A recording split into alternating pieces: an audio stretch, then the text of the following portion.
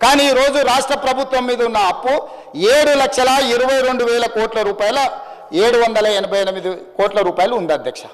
మరి మిగతా 1,20,000 కోట్లు, దాదాపుగా 1,00,000 కోట్లు ఎక్కడికి పోయినాయి అధ్యక్ష? ఎక్కడికి పోయినాయి? వాళ్ళు చేసిన అప్పు అసలు మిత్తి కట్టడానికి మేము ప్రభుత్వాన్ని అప్పచెప్పినప్పుడు ప్రతి నెల రాష్ట్ర ప్రభుత్వానికి ఉన్న సంవత్సరానికి భారము అప్పులు కట్టాల్సింది 6,500 కోట్లు.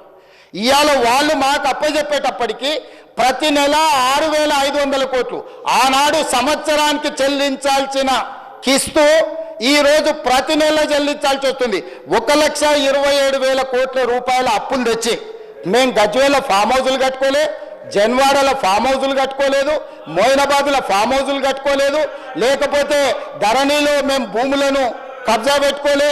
ఎక్కడికి పోయినాయి అధ్యక్ష? వాళ్ళు చేసిన పాపం, వాళ్ళు 10 ఏళ్ళ బొచ్చడు తప్పులు, పుట్టెడు అప్పులు.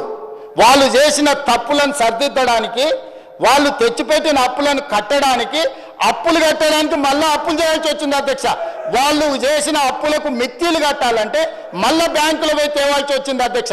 ఇవాళ మేము ఎన్ని 1,00,000 కోట్లు తెచ్చినా, 1,27,000 కోట్లు తెచ్చినా వాళ్ళు పెట్టిన పాపం, వాళ్ళు పెట్టిన పాపాల పుట్టను తిరిగి చెల్లించడానికి తల తాకట్టు పెట్టి ఈరోజు మేము పేద రైతులకు ఈరోజు రైతు భరోసానో, లేకపోతే వారు కోరుకుంటున్న కౌలు రైతులకో, ఇంకొకరికో, లేకపోతే మహిళలకు ఇస్తున్న డబ్బులు ఎందుకు ఇవ్వలేకపోతున్నాం అధ్యక్ష?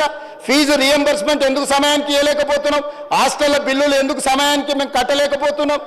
ఎందుకు తులం బంగారము కళ్యాణ లక్ష్మి షాది ముబారక్లో ఇవ్వలేకపోతున్నాం? ఇవన్నిటికీ ఉన్న ఆదాయం మొత్తం, తెస్తున్న అప్పులు మొత్తం వాళ్ళు చేసిన పాపాలకు చెల్లించడానికి పోతుంది అధ్యక్ష. ఇదే 1,27,000 కోట్లు, ఇదే 1,27,000 కోట్లు నా దగ్గర ఉంటే వాళ్ళు చేసిన పాపాలకు, వాళ్ళ తప్పులకు, వాళ్ళ అప్పులకు చెల్లించే భారం నా మీద పడకపోయి ఉంటే ఈ 1,27,000 కోట్లతోని తెలంగాణ రాష్ట్రంలో అద్భుతాలు సృష్టించేటోని అధ్యక్ష. నేను ఏ రైతు కూడా అన్ని పండించిన పంటలకు గిట్టుబాటు ధర ఇచ్చి ఉండేటోని అధ్యక్ష. ఉండుంటే ఏ పిల్లవాడికి కూడా ఫీజు రియంబర్స్మెంట్ ఒక్క రోజు కూడా బకాయి లేకుండా చెల్లించటోని అధ్యక్ష. ఏ ఆరోగ్యశ్రీ మన హాస్పిటళ్లకు అక్బరుద్దీన్ ఓవైసీ గారు పదే కలిసి ఆరోగ్యశ్రీ బిల్లులు చెల్లించండి, హాస్పిటల్ బతకలేకపోతున్నాయి, డాక్టర్లు జీతాలకు ఇవ్వలేకపోతున్నాం అని చెప్తుంటే అడక్క ముందే నెల అడ్వాన్స్ ఇచ్చి ఉండేటోని అధ్యక్ష.